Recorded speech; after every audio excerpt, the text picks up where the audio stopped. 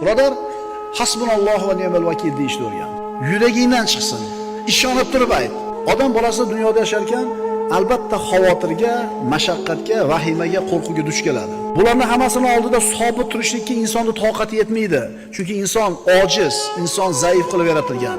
Shuning uchun birodar, agar qiylangan bo'lsang hayotda, mashaqqatlar ezib tashlagan bo'lsa, dod devorgin kelayotgan bo'lsa, shu muammodan chiqishni xohlaysanmi?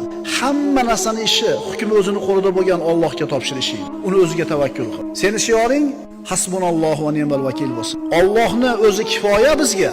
U vakillikka o'ta loyiq. Puling ozayib ketdi, davlating kamayib ketdi, qarzga botib qolding. Hasbunallohu va ni'mal vakillik. Ishing yurishmayapti, qayoqqa borsang eshiklar yopiq. Hasbunallohu va ni'mal vakillik.